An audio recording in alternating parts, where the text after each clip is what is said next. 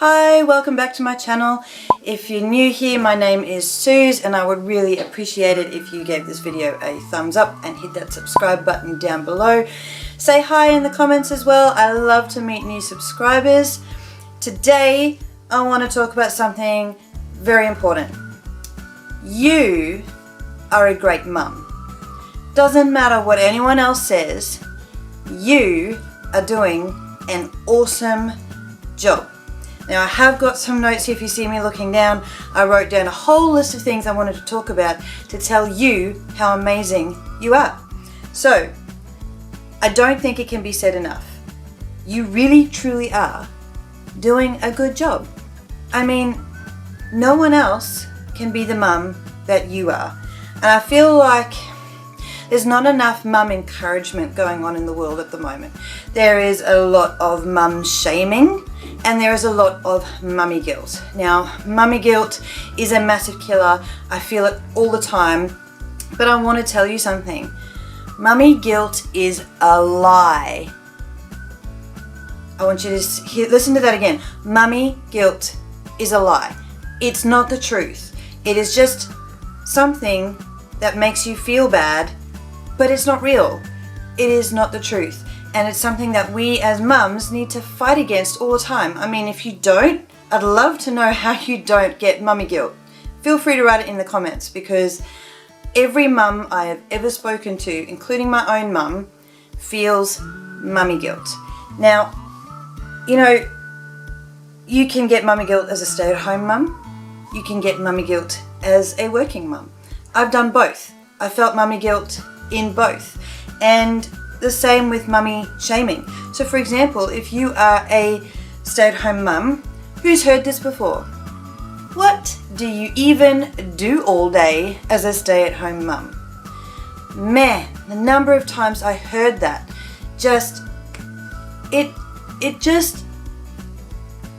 it kills you inside. You as a stay-at-home mum work hard. And if you have one day when you just go, you know what, I just can't do this anymore, that's the day that someone is going to visit you and go, what do you even do all day? Seriously, what do you even do all day? Can we even make a list, please? Because what do you even do all day?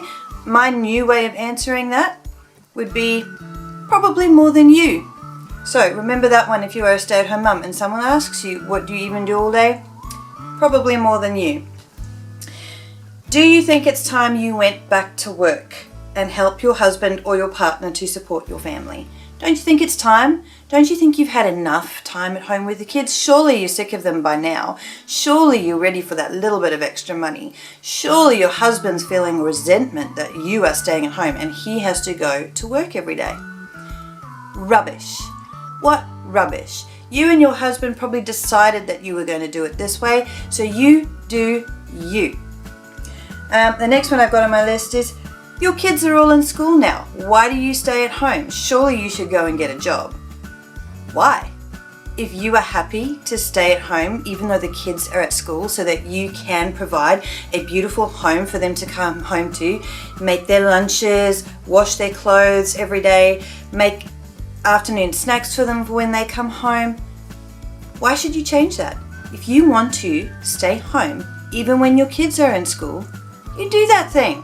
No one can tell you otherwise. You do you. Now, working mum guilt. This is where I'm at the moment. I work part-time, but I still get working mum guilt. How could you abandon your kids? How could I abandon my kids? Excuse me, what? How could you abandon your kids and go back to work? Is money that important to you? You've got to be kidding me. Why even have kids if all you're going to do is get someone else to look after them while you're working? Excuse me? How dare you? How dare you speak to a mum that way? Don't you even want to spend time with them? Do you even love your kids if you go to work? Of course I love my kids. What kind of a question is that?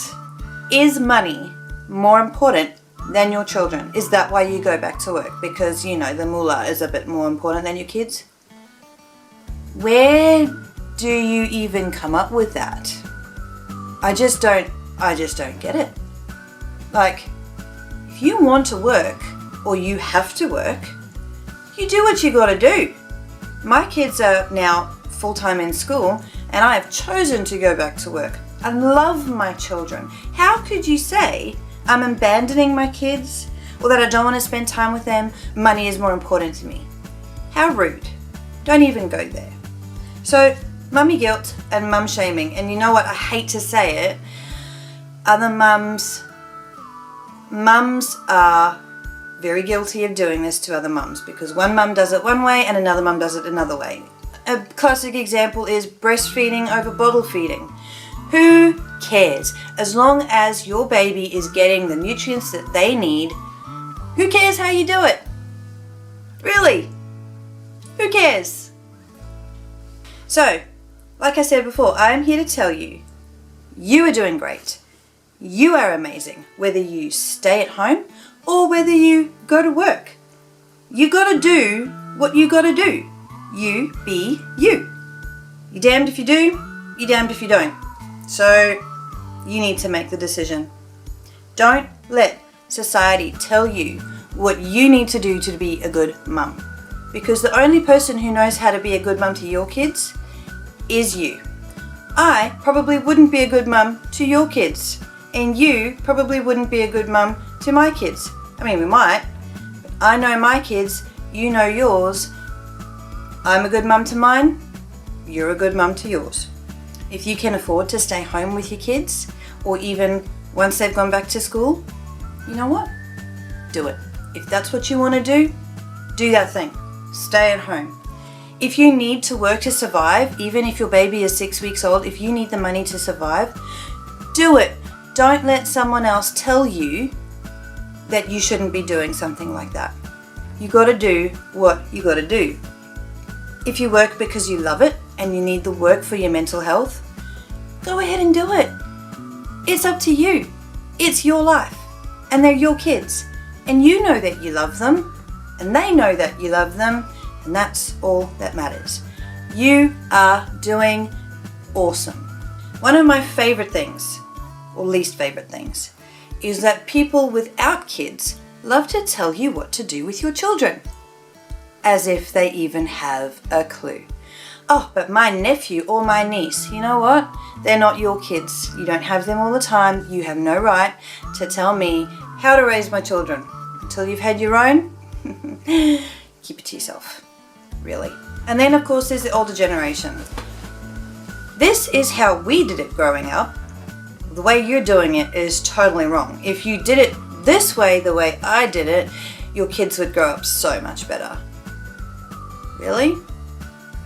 I don't know about that. There was a lot of funky stuff going on back in the day. You do you. Other mums telling you how they did it and why you shouldn't do it your way? Whatever. You do you. The most important job in the world is being a parent. How that works out for you is completely up to you. Sure, take advice from others, ask for wisdom, but you know what? You don't have to take it all. You don't have to do everything that everyone tells you to do. If you are struggling with your parenting, you know what? Ask for help. There are so many people in the world who are too scared to ask for help because they think they're going to be deemed a failure. You know what? I've asked for help more times than I can count, and I'm so grateful for the people that stood around me and helped me get through those hard times. I'm still asking for help. All the time. There is nothing wrong with it. There is no shame in it. Ask for help. Make sure you're looking after yourself, Mum. Every now and again, take that luxurious bath, or have that extra long shower, or eat that last bit of chocolate in the pantry so that the kids can't see you doing it. Heck, go out by yourself if you can. Buy yourself a Danish and eat the whole thing without having to share it. I did that recently. It was a delicious pastry, and you know what? I actually did not feel any guilt for not sharing it with anyone. Who knew? You can do that. You're allowed to. So good on you, Mum. You do that thing. You are doing the best you can, and you know what? The best you can is absolutely 100% good enough. You don't have to be super mum Supermum is something that was made up to make you feel insecure. Truly, honestly, you don't have to hit that standard. You just have to do you, and you just have to be good enough. You are doing an amazing job. You are amazing. You are seen. Sometimes we feel like, people don't see what we do. It's like a background job. But it's not. It's the most important thing. You are being seen by your kids. And you know what? That is the most important thing. Your kids love you and they know you're doing your best. You are amazing. And you are loved. You are loved by your kids. You are loved by the people around you. Don't ever forget that. You are doing a good job. Now I'm going to tell you a bit of my story because I think that experience plays in a lot of things and I think it can be very helpful to others. And that's what this channel is for. It's to help you. That's what I want. I want you to gain inspiration and gain motivation. You know what? If you don't take anything away from this, you know what? That's fine. Because this is about you and what you need right now. So, my story. I finished uni. My husband and I had been married for 1 year, so we did 1 year of uni when we were still married. And he got a job which required us moving to Rockhampton, which is a good 8-9 hour drive away from home here on the Gold Coast. No family, no friends. We didn't know what church we were going to go to. I'm a teacher, so I was trying to find work. I managed to get work with a private school up there on a relief basis with looking towards going towards a contract after 6 months. So it was a bit exciting. It was terrifying as well. There were lots of tears shed, but we did it. We moved up to Rockhampton. And I had all these aspirations of the work we were going to do. We had a plan. But plans don't always work out. My husband's first day of work, I was cleaning out the house, the new house, and decluttering, and I found a pregnancy test without a box. I didn't want to keep it. So I thought, instead of just throwing it away, I'm just going to see what happens, So I took the test. 2 little lines. Didn't know what it meant because I lost the box. I had a feeling, but I wanted to be 100%, so I raced to the shops, got another box, did 3 more tests, 100% pregnant. Well ahead of our planned schedule for babies. My husband came home from his first day of work in his first real job to find me sobbing in a corner, holding up all 4 sticks, showing him that I was pregnant. At that point, we thought that was the biggest disaster. It was the biggest thing that we didn't want to happen. We had a 5-year plan, and kids was not part of that 5-year plan. We wanted to be able to make the money and own a house and do all of those things ready for when our kids came. That wasn't going to happen. And you know what? That spanner in the works was the best thing that ever happened to us. So Nat was born that year in Rockhampton. I had to raise her by myself for 3 months. I had no family with me. I had friends, but they were all pregnant or no kids, so they couldn't really help me because I didn't understand. And when I moved home, we moved back to the Gold Coast again after a year. There was advice coming from every direction, and there were mums telling me what I was doing wrong, but not actually helping me to change things.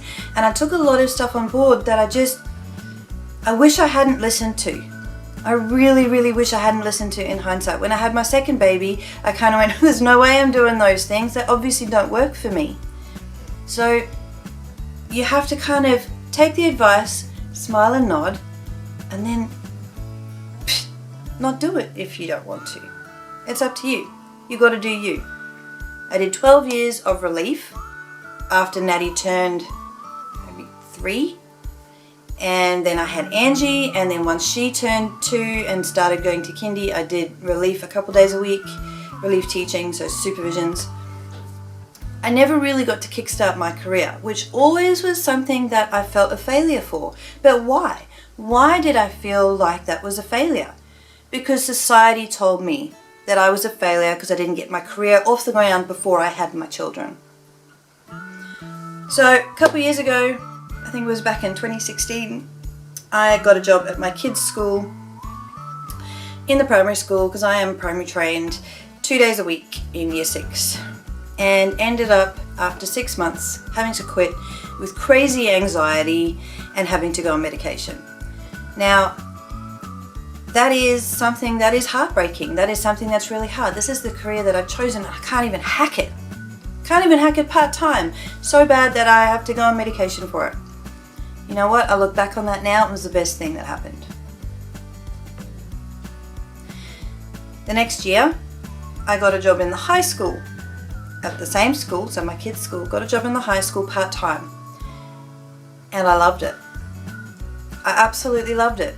I upped my part-time the next year, and then halfway through the year after that, I had to bring my part-time back down again.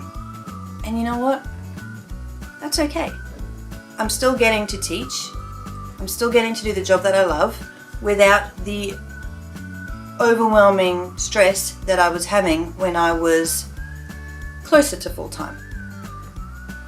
I still get stress, and that's okay, but it works for me. I'm working, I can be home with my kids when I want to. It's perfect for me. Now that won't be perfect for everyone. You got to do you. So, I just want to tell you, you are amazing. You are doing a great job. You are seen, and you are very, very much loved. Good on you, Mum.